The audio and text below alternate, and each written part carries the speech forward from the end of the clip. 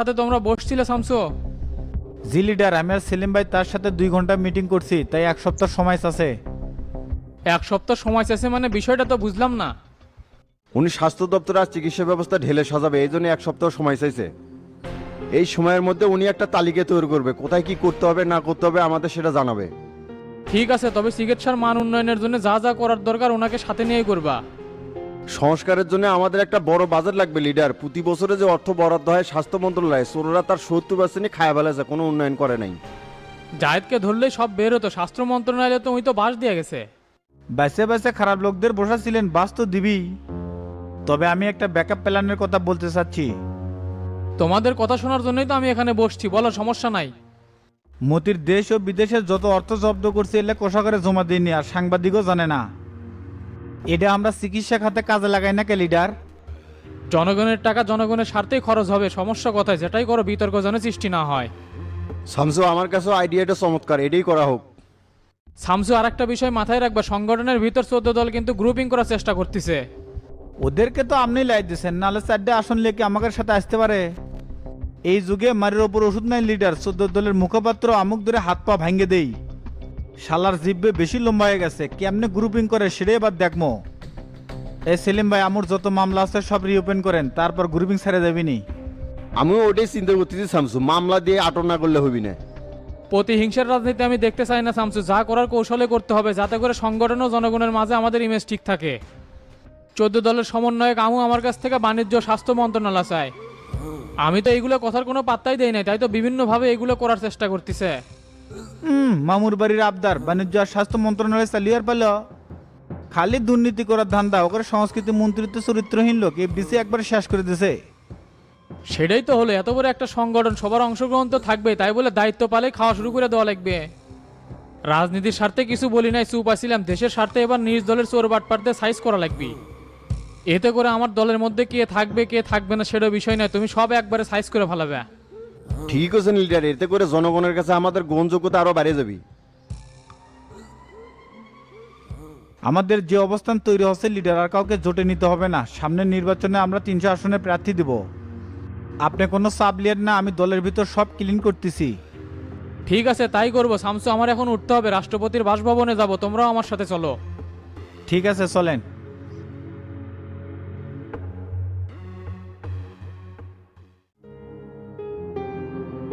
Sir, সব report আমি file আকারে তৈরি করছি, আপনার সামনে দেওয়া আছে। আচ্ছা, সেটা আমি দেখবো নি। আমি দাদাবর বস্তিতে 2 জন স্পট ডেট, এত হাঙ্গামা করার কি দরকার ছিল? ওদের কাছে স্যার রাশিয়ান F-92 অস্ত্র ছিল, উজির মতো গুলি করা যায়।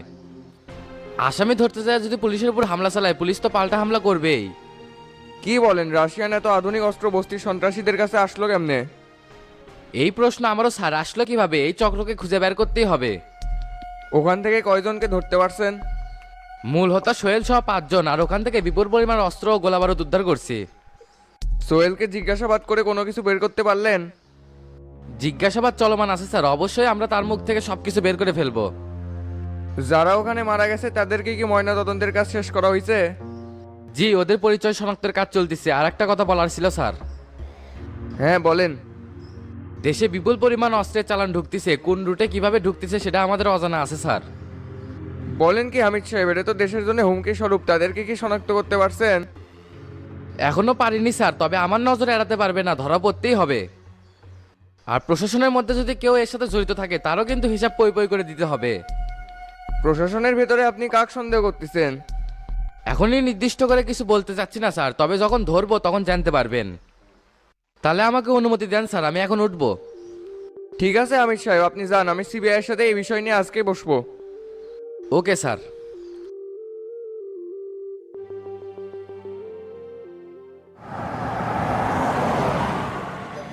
আইজির কথাবার্তা সাইজ ভালো লাগলো না ময়নুল। দেশে এত বড় অস্ত্রের চালান ঢুকতেছে, তার কোনো চিন্তাই নাই। ঝামেলা মনে হচ্ছে স্যার, আইজির উপর নজর রাখতে পারলে খুব ভালো হতো। সেই নজর কেমনে রাখতে চাচ্ছ? ফোন ট্র্যাকিং করে?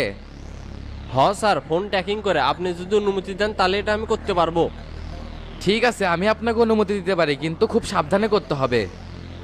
কোনো কারণে আইজি যদি বুঝতে পারে আমরা তাকে ট্র্যাকিং করতেছি, তাহলে কিন্তু ঝামেলা হয়ে যাবে। কি আর ঝামেলা হবি, শামসু আর সেলিম স্যারের সাথে যেদিন থেকে কাজ করেছি তারপর থেকে আর ভয় লাগে না।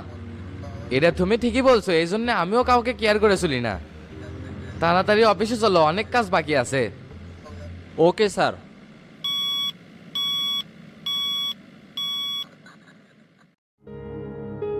ভাই জমা দিয়ে আসলাম, আর পার্টি অফিসে তো সেই ভিড়, সবাই নেতা হওয়ার জন্য সিবি জমা দিয়ে বেড়াচ্ছে। সামান্য এই কমিটির জন্য এত ভিড় ক্যারে? সবাই সিভি জমা দিলে কি নেতা হবার পারবে?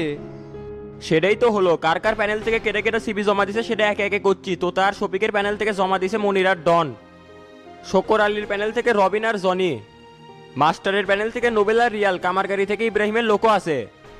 আর কেউ বাদ আছে নাকি রে জাহাঙ্গীর? যে হারে সিভি জমা পড়িচ্ছে, পদ দেওয়া তো কঠিন হয়ে যাবে। যা পরিস্থিতি দেখিচ্ছি মনে তো হয় তাই হবি, তবে আমাকে কিন্তু সভাপতি বা সেক্রেটারি একটা পদ দেওয়াই লিখবি। চাপ নিস না, মাস্টারেক জানাসি, আমার লোক বাদ দিয়ে কোনো কমিটি হবি না। কমিটির সময় খালি ঝামেলা করবি তো তার ছবি গগরে ক্যান্ডিডেট নিয়ে। যদি সমস্যাই মনে করেন ভাই, তাহলে তো তার শফিকের ক্যান্ডিডেট গায়েব করে দিচ্ছি। তোর মাথাত কি লাউল ফল চিন্তা ছাড়া আর কিছু ঢোকে না? এই মন মানসিকতা নিয়ে কিন্তু নেতা হতে পারবো না। না ভাই, আমি তো সেটা কইনি, কিন্তু আপনার প্রয়োজনে আমি যে কোনো কিছু করতে রাজি আছি। সেটার সময় আছে, কখন কি করা লাগবে সিস্টেম মতো সব বুঝে দেবনি। তবে এবার কিন্তু কমিটি সহজে পাওয়া যাবে না, দক্ষতা দিয়ে সক্ষমতা যাচাই করবি। কি কন ভাই, আমাকে খালি একটা পদ দিয়ে দেখেন, এগুলো সব করে দেখামো। 100-150 পোলাপান ম্যানেজ করা আমার কাছে চুটকির ব্যাপার। আরো যদি গোল্লার কাছ থেকে ম্যাচগুলো উদ্ধার করা গেলনি, তাহলে আরো পোলাপান বেড়ে গেলনি। ওই ম্যাচগুলোর আশা আপাতত ছেড়ে দে, গোল্লা বা মাস্টারের সাথে আপাতত দ্বিমতে যাওয়া যাবে না। এমনিতেই তলে তলে কিছু একটা চলিচ্ছে যেটা আমরা জানতে পারছি না। কি কন ভাই, কোনো তথ্যই জানা বাদ রাখা যাবে না, তাছাড়া অন্য কেউ জায়গা দখল করে নিবি। দখল করা এতই সোজা হয়ে গেল? রাজনীতির খেলা আমরাও খেলবে পারি, কখন কোন গুটি মাঠ থেকে আউট করে দেবো কেউ জানবে পারবি না।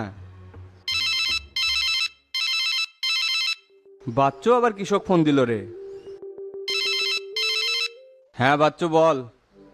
ভাই আমি তো একটা ঝামেলাত পড়ে গেছি, টেরা বাস স্ট্যান্ড থেকে গোল্লাক দিয়ে আমাকে তুলে নিয়ে যাচ্ছে। কোষ কি ওরা কৃষক তোকে তুলে নিয়ে গেছে? কোনো অকাম করছো নাকি? একজনের থেকে সুদের টাকা পাচ্ছিলাম, ওই দেয় না দেখে ওর গরু তুলে নিয়ে যাচ্ছে, এই জন্য আমাকে ধরে নিয়ে এসে সেই মারধর করিচ্ছে। ভাই ভালোই হয়েছে, সুদ খেতে খেতে তোর জিভা একবারে লম্বা হয়ে গেছিল। মানুষজনের সুদে টাকা দিয়ে সাহায্য করা অপরাধ নাকি? হামাক বাঁচান। সুদে টাকা দিয়ে সাহায্য করছো ঠিক আছে, কিন্তু গরু তুলে নিয়ে এসে ঠিক করিসনি, আমি এটি কিছু করতে পারবো না। প্লিজ ভাই এবারের মতো আমাকে উদ্ধার করেন, আমি আর কোনোদিনও সুদ কামো না। আচ্ছা ফোন রাখে, দেখি কি করা যায়।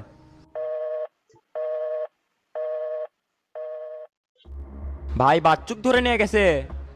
যাবি তো? সুদের টাকা দেয়নি দেখে একজনের গরু তুলে নিয়ে গেছে, টেরাওক সেই অপরাধে ধরে নিয়ে গেছে, এখন বাঁচার জন্য আমার কাছে আকুতি মিনতি জানাচ্ছে। আপনি কি করবেন, বাচ্চুক বাঁচাবার যাবেন নাকি? মাথা খারাপ, এমনি আমাদের ব্যাপার নিয়ে সম্পর্ক খারাপ হচ্ছে, এখন বাচ্চুর ব্যাপার নিয়ে যায় বাস খায়। বাঁচাবেন না হয় না যান, কিন্তু দেখবার চাওয়া তো উচিত ছিল। না না ওটি যাওয়া যাবি না, এখন পার্টি অফিসে যাওয়া লাগবি, চলে।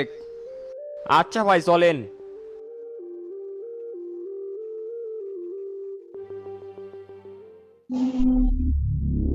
মানুষকে ভালো রাখার জন্য আমরা কতই না পরিশ্রম করেছি, আর তুই এলাকার মধ্যে জুলুম শুরু করছিস। খালি একজনের সাথে নয় চাচা, এই বাচ্চু আর আন্দাজে অনেকজনের সাথে এরকম করছে। কে রে, 30,000 টাকা কেমনে 1 লাখ টাকা হয়? এটা আবার তোর কোন ব্যবসা? 1 বছর সুদের টাকা দেয়নি, তাই সব হিসাব মিলাই 1 লাখ হচ্ছে। মনসুর চাচা বুকে হাত দিয়ে কোন তো, আমি কি আপনাকে জোর করে টাকা দিবার গেছিলাম? না জোর করে কি সুখ দিবে, আমি তোমার কাছে লিবার গেছিলাম। তাহলে আমার দোষ কোনটি? আমার সাথে এই অন্যায় কৃষক করা হচ্ছে। এ তোক না একবারই করছি, চোটপাট কম কর শালাক, কিন্তু নাহলে এটি পোজ মেরে দেবো। এ গোল্লা থামেক। শোন বাচ্চু, তুই যে মানুষের টাকা দিয়ে উপকার করিচ্ছ সেটা বুঝলাম, কিন্তু যে পন্থা অবলম্বন করিচ্ছ সেটা তো অবৈধ। সুদ খাওয়া এমন একটা অপরাধ, পরকালে তো রক্তের নদীর ভাষা লাগবি। হাবুডুবু খাইতে খাইতে যখন কিনারাত আসার চেষ্টা করবো, ফেরেস্তারা পাথর মেরে আবার ভেতরে বেটে দিবি। কেউ যদি জেনে শুনে 1 টাকার সুদ খায়, 36 বার জেনা করলে যে পাপ হয়, 1 টাকার সুদ খেলে সেই পাপ হয়। এই শালা তো মূর্খ চাচা, ধর্মীয় কোনো জ্ঞান আছে কেমনে বুঝবি?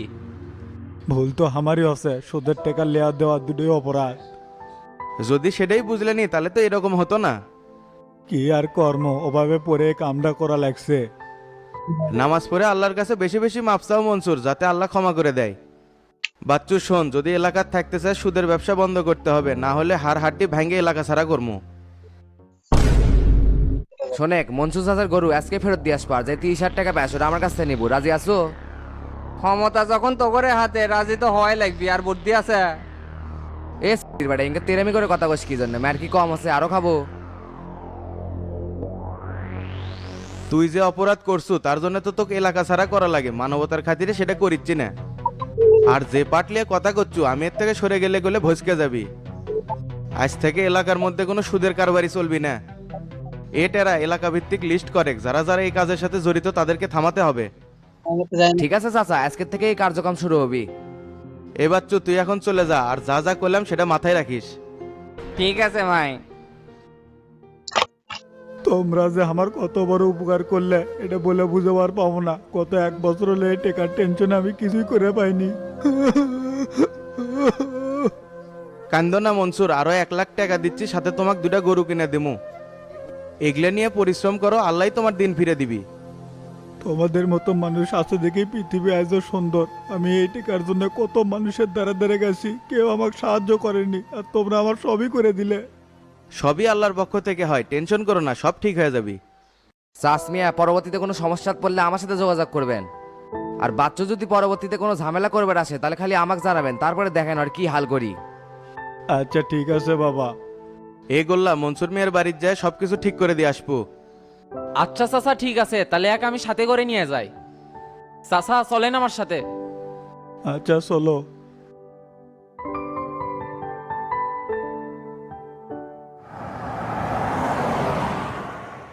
আজকে উপজেলার মধ্যে অনেক ভিআইপি গাড়ি দেখলাম, সব মনে হয় ইনকাম ট্যাক্স আর দুদকের গাড়ি। দেশের প্রতিটি জেলা উপজেলায় এই তৎপরতা শুরু হচ্ছে রে ডন। জনতা পার্টির সব ধরনের নেতার বিষয়ে তদারকি চলতেছে। আমি চিন্তা করেছি শফিক চাচাক নিয়ে উপজেলায় যে ঘাবলাটা করলেন, এই তদারকির মধ্যে যদি আরিফ জড়ে যায় তাহলে তো আপনারাও ফেসে যাবেন। আমরা কিছু করছি নাকি? 2 নাম্বারই করছে আরিফ, সেটা ঠেক দেয়, আমরা খালি টাকা খাচ্ছি। তারপরেও যদি আমাকে এখানে দোষ আছে, চাপা চটকে দেবো না। আর পৌর কমিটি মনিরেক নিয়ে দেন, আমি ওই মারিং কাটিংয়ের মধ্যে বেরসাচ্ছি না। মনিরেক দেয়া হবি না, তোরই থাকা লাগবি। আর সবিক চাচারা তো কিছু বুঝিচ্ছে না, আমাকে সারা কি পার্টি অফিসে গেল? ফোন দিয়ে শুনেন তো কুটি আছে। আচ্ছা দিচ্ছি।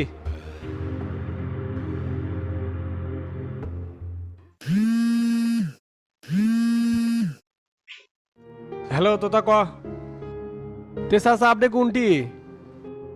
আমি তো পার্টি অফিসে চলে যাচ্ছি, তুই কুটি? আমি দত্তবাড়ি পার হচ্ছি, বেশি সময় লাগবে না আর। আচ্ছা ঠিক আছে আশেক।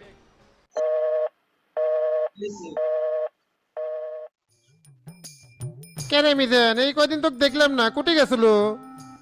আমি তো ভালো পয়েন্টে আসিলাম, তোমার মতো ফাঁকি মাছ নাকি? তুই যে কি কাম করিস সেটা তো আমি জানি। আর একটা বিষয় জানো নাকি, বাথরুম ধরে তো সেই পেনানি দেওয়া হলো। শালা সুদের ব্যবসা এলাকার মধ্যে ছায়া দিছে, টাকা না পেলে কোনো কিছু তুলে নিয়ে চলে যায়। ওর জন্য এলাকার মেলা মানুষ ঢাকার যা গার্মেন্টস করে খাচ্ছে। আমার শালার পরিবারটা ওর জন্যই ধ্বংস হয়ে গেছে। মাস্টার চাচা এবার একটা ভালো কাম করলো। কেন মিলেন কিছু লাগবে নাকি? 2টা বেনসন সিগারেট দাও। টেকা মনে হয় ভালোই মারছো, আগে না ডারবি খাচ্ছিল, এখন বেনসন ধরছো। তোমার মনে মন মানসিকতা চেঞ্জ হলো না, একটু ভালো খাওয়া শুরু করছি আর মনে অনিচ্ছ টাকা মারছি। এগুলা উল্টা পাল্টা কথা বাদ দিয়া তাড়াতাড়ি দাও তো, নাহলে অন্য দোকানে যাবো। হাই রে তোর গরম রে, আচ্ছা দিচ্ছি।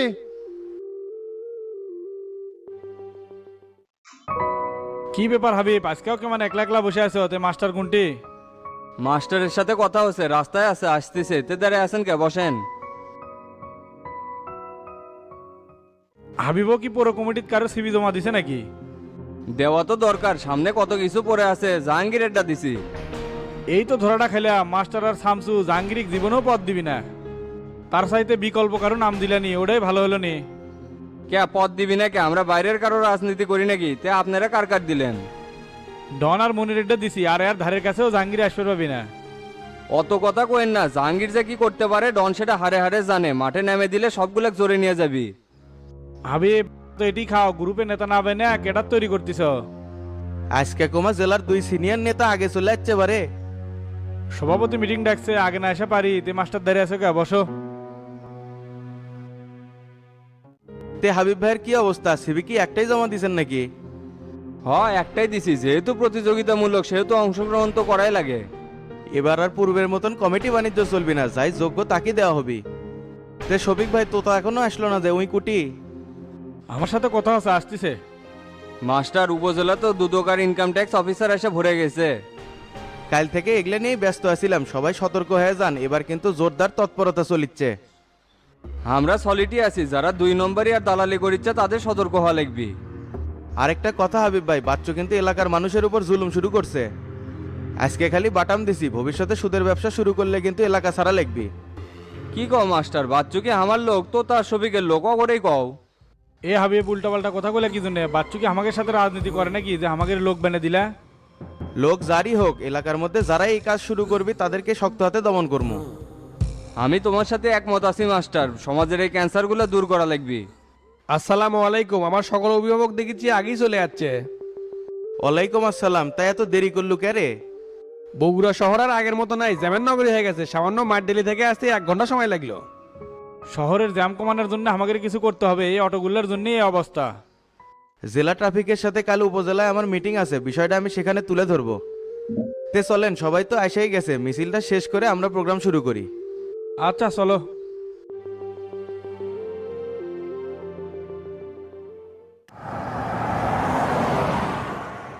সেলিম ভাই, সভাপতিক দিয়ে মেলা কাজ করে লওয়া যাবে, এটাই কিন্তু সুযোগ। ঠিক আছে, আমিও এবার প্রশাসনের জন্য একটা বাজেট তৈরি করতেছি, এগুলো আবার ঠিক করে নেওয়া লাগবে। যেগুলো সমস্যা আছে সেগুলো আগে সংস্কার করেন, পুলিশের জনগণের বন্ধু বানান, তাহলে দেখবেন আইন শৃঙ্খলা বাহিনী অনেক শান্ত হয়ে গেছে। আমি সেই লক্ষ্য নিয়েই আগেছি, প্রশাসনকে এবার জনগণের সেবক হিসেবে তৈরি করবো।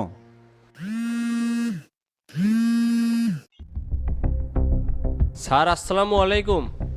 ওয়ালাইকুম আসসালাম। মইনুল সাহেব বলেন। স্যার, একটা খারাপ নিউজ আছে, বাহাদুরকে তো খুঁজে পাওয়া গেছে।